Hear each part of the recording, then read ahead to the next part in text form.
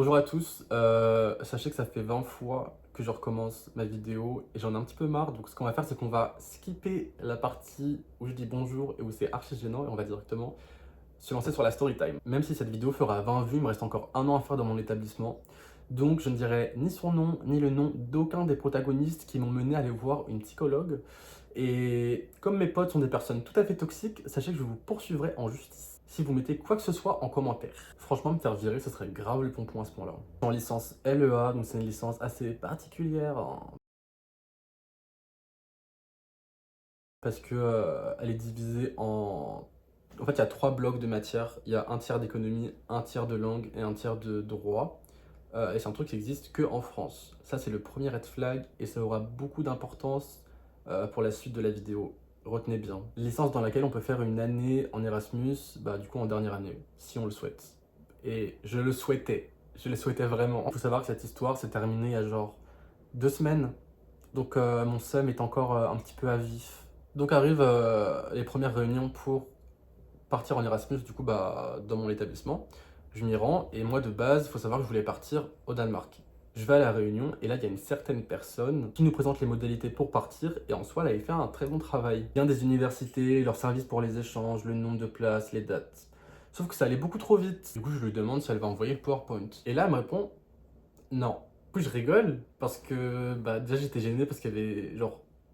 Enfin, en vrai, je m'en fous, mais j'étais un petit peu gêné, normal, je rigole. Et je lui dis, mais c'est une blague.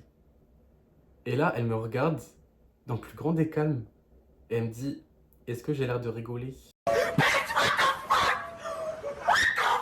Le pire, c'est que je pouvais rien dire parce que bah, c'est la meuf qui s'occupait de si je partais en fait. Donc j'ai grave fermé ma bouche, j'ai dit, ah, c'est bon, y a pas de problème, vas-y, vas-y. Ensuite, il fallait que je lui envoie mon emploi du temps provisoire pour, bah, du coup, mon université à Copenhague. Faculté, si vous voulez, il y a l'université qui est divisée en plusieurs facultés. Et du coup, bah, je devais prendre des cours dans la faculté des langues, dans la faculté des lettres, dans la faculté d'économie. Mais vous sentez le truc arriver. C'est le deuxième red flag. J'ai galéré à réussir à faire un emploi du temps.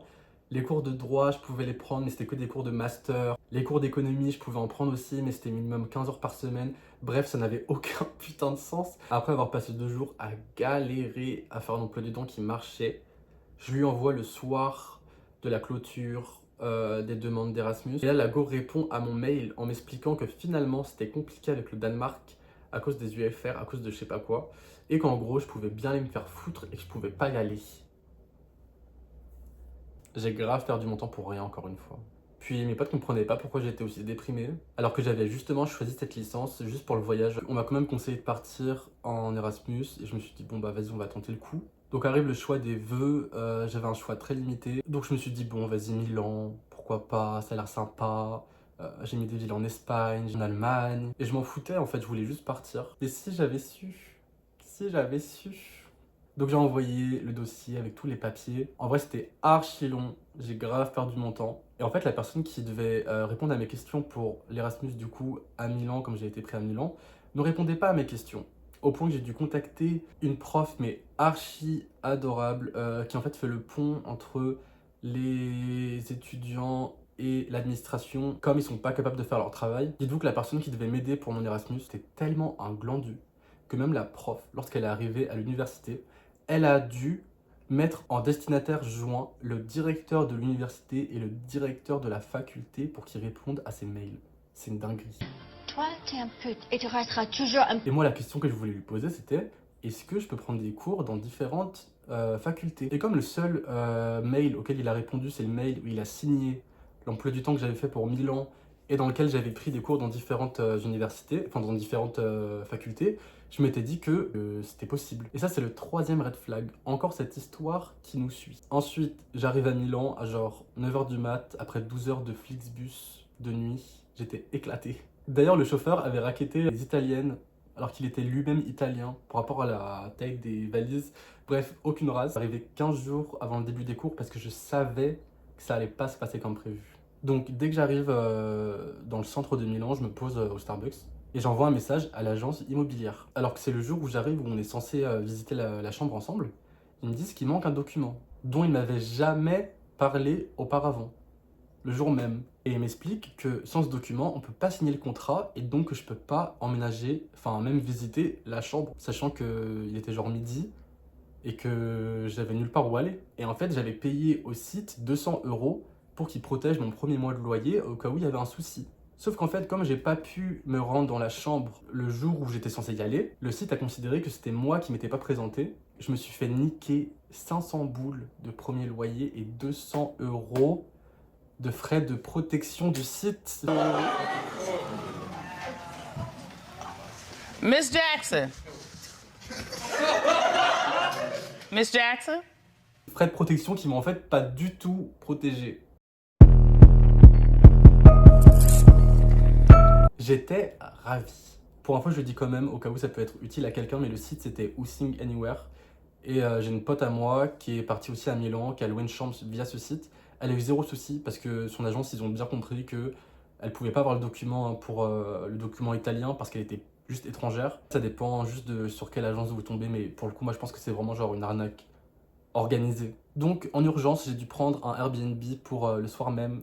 Airbnb que j'ai pris très très loin de Milan parce que c'était super cher. Après mon périple, j'ai bien dormi et je me suis réveillé le lendemain en pensant que j'allais trouver des solutions. Sauf que à chaque fois, je me faisais niquer quand je cherchais des appartements ou des chambres sur des sites. Parce que soit c'était des contrats de minimum 1 an, soit c'était des colocs dans des greniers, soit fallait dormir à 3 dans une chambre à 450 € par mois, soit c'était que pour des filles. Carrément, au bout d'un moment, j'étais tellement désespéré que je disais que j'étais gay en espérant que ça passe.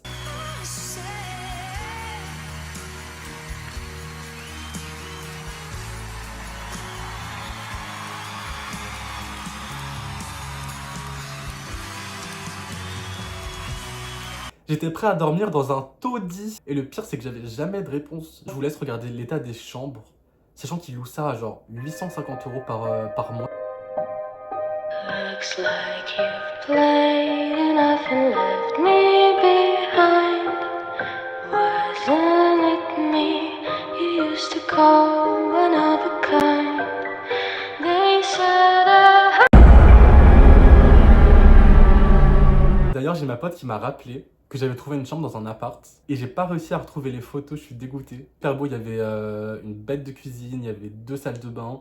En fait, le problème, c'est que ma chambre, pour y accéder, il fallait monter un escalier et il n'y avait pas de porte en haut de l'escalier. C'est-à-dire que niveau intimité, ça aurait pas été ouf. Mais je me suis dit, bon, je vais mettre un rideau et ça va le faire. Vous vous rendez compte à quel point j'étais désespéré. Sauf que sur la description de la chambre, il y avait marqué qu'en fait, la hauteur sous plafond, c'était 1,60 m. Je fais 1,84 m. Donc dépité, je me dis, bon, on va mettre l'appartement de côté et on va se concentrer sur les cours à l'université. Et vous vous rappelez du prof d'italien qui s'en foutait? Sachant qu'il est payé pour ça, il a une prime pour s'occuper de nous. Et ben il m'a bien niqué, parce que quand je suis arrivé à l'université de Milan, on m'a expliqué que je pouvais prendre des cours que dans la faculté des sciences. Et donc que l'emploi du temps que j'avais fait était totalement caduque. like I can't.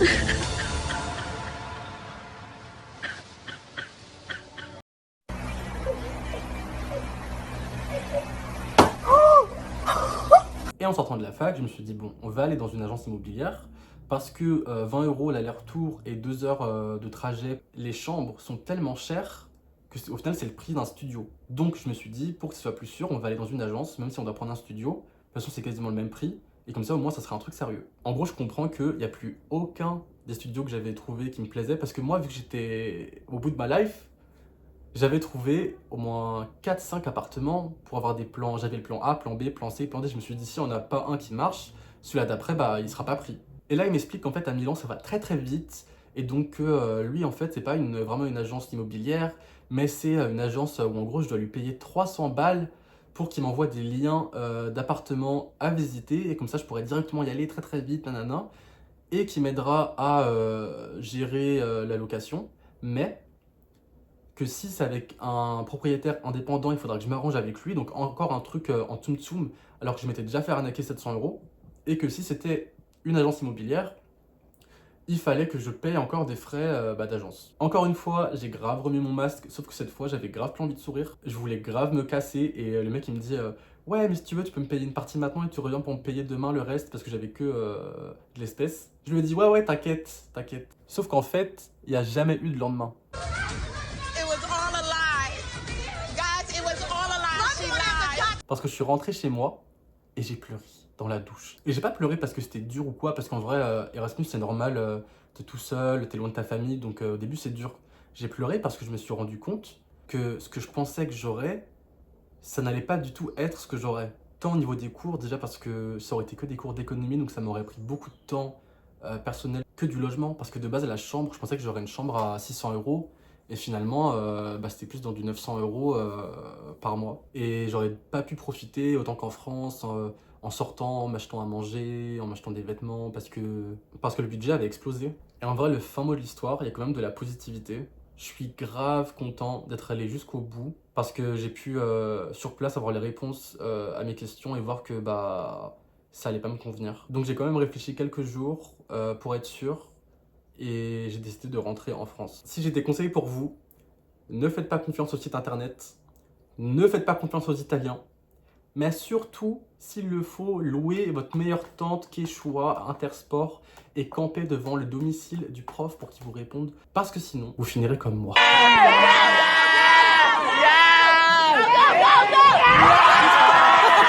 Donc voilà, c'était ma story time, mon Erasmus de l'enfer. Et plus sérieusement, la conclusion du coup, c'est que j'ai décidé de rentabiliser un max mon année en ayant des projets. Là, je voulais essayer YouTube, donc on va voir si ça me plaît. Je vous laisse mettre en commentaire ce que je pourrais améliorer pour mes prochaines vidéos, sachant que de toute façon, il n'y aura que mes potes qui mettront des commentaires, je pense. Et si vous pensez que je fais ça pour l'argent, c'est que vous irez loin dans la vie. Je vous laisse avec les très courtes images de mon séjour à Milan, cette ville de l'enfer.